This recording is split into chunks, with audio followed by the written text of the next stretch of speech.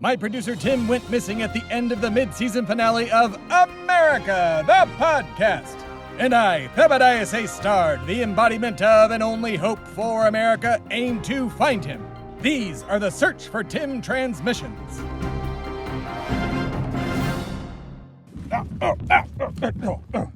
Oh, damn it. Hello, America. It's me, Theb A Stard, and that was a hell of a ride. I just exited Dracula's portal and am currently outside the Temple of the Ancients here in the lost city of Danga beneath the continent of Antarctica. So, let's head inside, shall we? Hello and welcome to the Temple of the Ancients. How can I help you? Oh, you're not the normal receptionist. Where is Xandor, Burner of Souls? Oh, you didn't hear? Xandor got drunk one night and accidentally burnt his own soul. My God, is he all right? He's in a hospital on Atlantis. Last I heard, the doc said he's gonna make a full recovery. I'm his replacement while he's out, Carolyn. Oh, well, not to gender names, but isn't Carolyn normally a woman's name? Not when it's spelled with a B. Carolyn with a B? How would you even spell that? You know what? Never mind. I don't have time for this. Listen, I'm here to use the portal hub in an effort to locate my friend. Alright, name please? Theb A Stard, the embodiment of and only hope for America. You know what? I do not need that energy. It is too early in the morning. Oh, my apologies. It's fine. Are you a deity, an eternal being, or a public figure? Oh, a deity. An old god, a new god, or a demigod? Demigod. Okay, one moment. Computer's a bit slow. Ah, I see. Well, America, while the computer loads, I guess let's get to semi-important questions. Today's first semi-important question comes from Little Morgan from Fayetteville, Arkansas. Little Morgan writes, Dear Mr. Thebadias, are you aware that you say the word anyway a lot? Signed, Little Morgan, Fayetteville, Arkansas. Well, Little Morgan, I am aware that it is a nervous tic, and the only person that is supposed to make me feel vulnerable is my therapist, whom I don't have, so thanks a lot for bringing that to everyone's attention about my flaws. Next. Our next question comes from Little Adam from San Francisco, California. Little Adam writes, Dear Mr. Thebadias, you mentioned your brother and mother are still alive due to a Fred Claus situation. My question is, do you think Fred Claus is the superior Santa Claus movie? Signed, Little Adam from San Francisco, California. Well, Little Adam, in a word, yes. Mostly because I advised on that movie and gave the writer the idea, whether he wants to admit it or not. But secondly, I also have been quite a fan of Home Alone. First, because I'm a big fan of stand your ground laws. Second, I don't want anybody taking my things, so I support that little boy in his effort to stop those burglars. Even if those burglars viewed burglary as a last resort due to a system of capitalism that put them in crime in the first place. Next. Our third question comes from Little Zachary from Tanzania, Africa. Well, our first international question. All right, Little Zachary writes, Is magic real?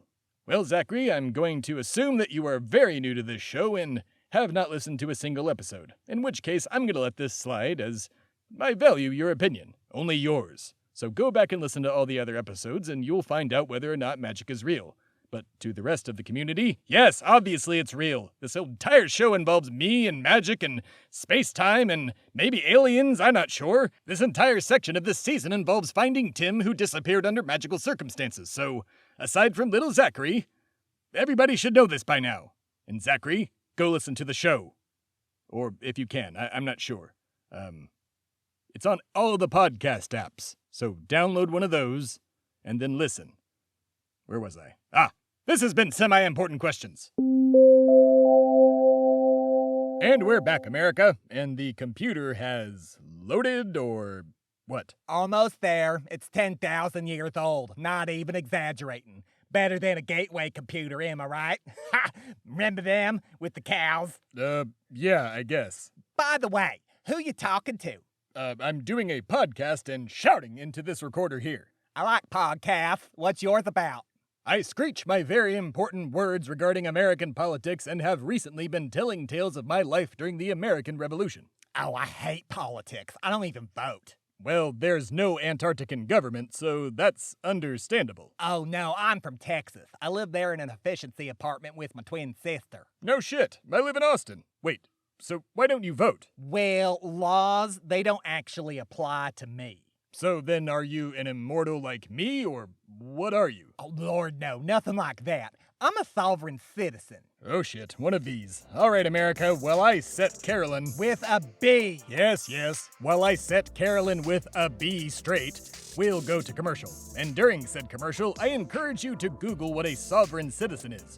Really crazy stuff, and I do not use the word crazy lightly here. We'll be right back. It's America, the podcast.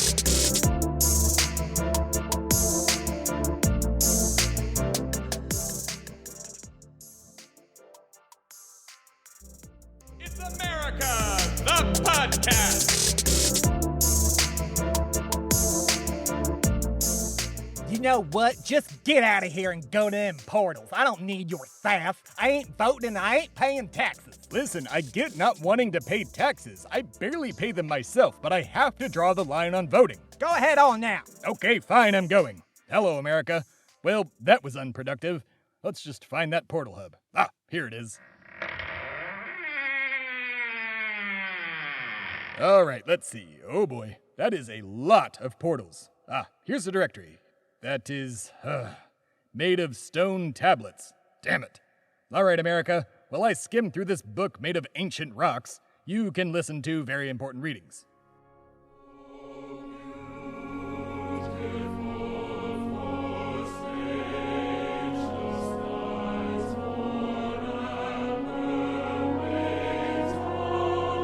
On today's very important readings, we're skipping ahead to the end like all good Americans do who don't read books.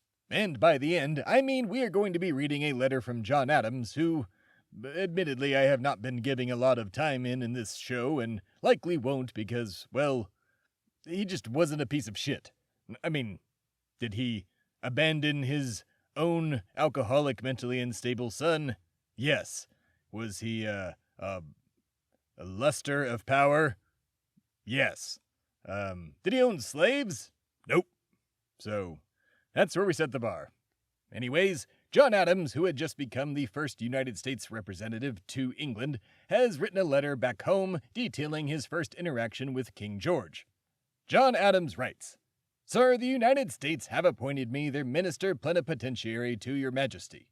It is in obedience to their express commands that I have the honor to assure your majesty that their unanimous disposition and desire to cultivate the most friendly and liberal intercourse between your majesty's subjects and their citizens.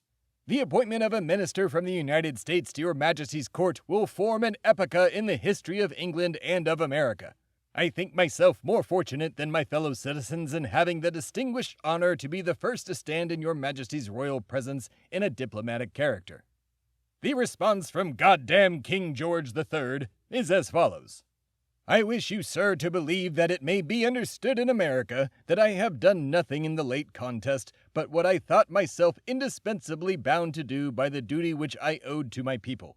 I will be frank with you. I was the last to consent to separation, but the separation having been made and having become inevitable, I always have said, as I say now, that I would be the first to meet the friendship of the United States as an independent power. Let the circumstances of language, religion, and blood have their natural and full effect." End of statement. And there you have it. America was that annoying friend that said, "Stop oppressing me, stop oppressing me, stop oppressing me," so much that King George finally caved in. I don't think King George was actually a friend at that point. Sounds more like an abuser of our liberties. All right, this is the end of very important readings.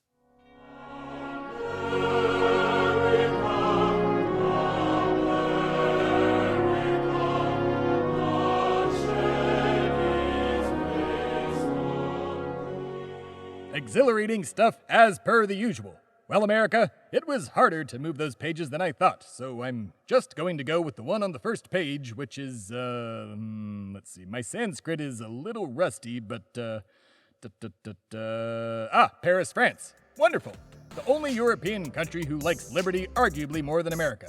Not sure what I'll find in France, but I guess I'll just trust the force on this one. Thanks for listening, America. Be sure to like the show on Facebook, Instagram, and TikTok at America the Podcast, and follow the show on Twitter at America the Pod. I also hereby demand that you leave a 5-star review in iTunes or wherever you get your podcasts and subscribe to the show there as well. All right, is that portal ready? Let's do this. Here I go! It's America, the podcast.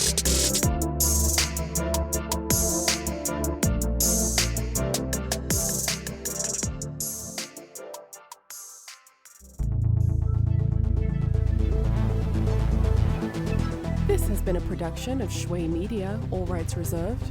For more information, please visit shuimedia.com.